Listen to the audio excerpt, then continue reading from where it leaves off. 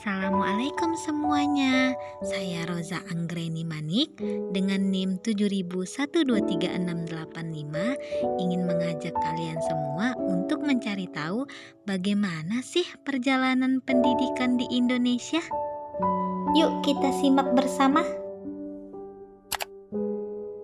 Perjalanan pendidikan nasional dibagi menjadi dua waktu, yaitu sebelum dan sesudah kemerdekaan.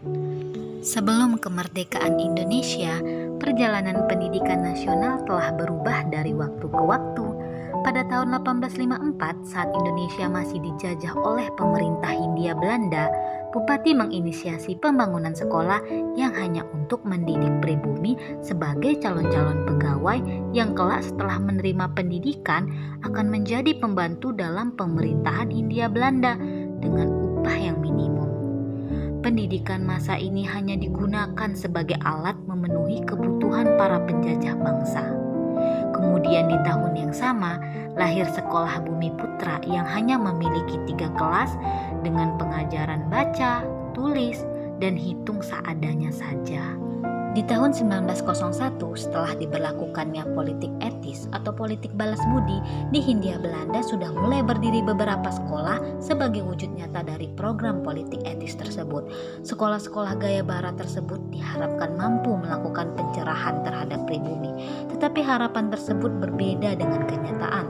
Dilansir dari idntimes.com, menurut Nasution dalam Sejarah Pendidikan Indonesia, menggambarkan sulitnya akses pendidikan pada masa itu. Di antaranya kesenjangan melakukan perbedaan-perbedaan untuk mempertahankan perbedaan sosial, desain pendidikan yang sengaja dibuat serendah mungkin untuk anak pribumi, sulitnya melakukan perubahan akibat rumitnya birokrasi, sekolah harus berorientasi gaya barat, tidak ada rancangan pendidikan yang sistematis, serta tujuan dari pendidikan saat itu adalah ketersediaan pegawai.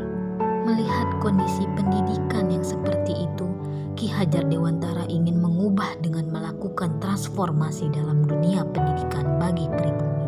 Ki Hajar Dewantara beraktivis dengan bergabung dalam organisasi Budi Utomo tahun 1908, di mana dengan mengikuti organisasi tersebut, beliau berharap bangsa ini dapat melepaskan cengkraman dari pemerintahan kolonial Hindia Belanda. Kemudian pada tahun 1912, Ki Hajar Dewantara mendirikan bersama rekannya Partai Hindia yang menginginkan Indonesia merdeka. Tahun 1922 merupakan lahirnya Taman Siswa di Yogyakarta sebagai cita-cita baru untuk perubahan radikal dalam keterbatasan pendidikan dan pengajaran bagi pribumi di Indonesia, dan sebagai keinginan kuat untuk memerdekakan bangsa ini. Ki Hajar Dewantara menjadi transformasi perkembangan pendidikan di Indonesia, dan Taman Siswa yang ia dirikan menjadi gerbang emas kemerdekaan dan kebebasan pendidikan Indonesia.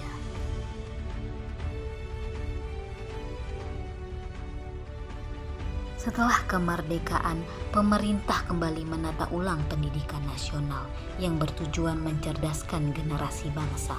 Hingga sampai ke abad 21 ini, begitu luar biasa perjalanan pendidikan Indonesia, yaitu dengan situasi negara yang sedang mempertahankan kemerdekaan akibat serangan dari Belanda kembali, dan peperangan internal tidak menyurutkan semangat juang agar seluruh bangsa ini merasakan pendidikan. Pendidikan abad ke-21 ditandai dengan pesatnya kemajuan ilmu pengetahuan teknologi di era revolusi industri 4.0.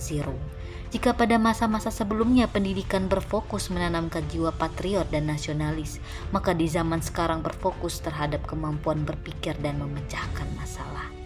Teknologi pada masa ini merupakan sarana utama dalam pelaksanaan proses pembelajaran. Kurikulum kerap disempurnakan sesuai perkembangan zaman agar pendidikan tidak tertinggal. Pengajaran pendidikan harus seimbang dengan pengembangan ilmu pengetahuan dan teknologi di era kini. Terima kasih semuanya. Wassalamualaikum, sampai jumpa lagi.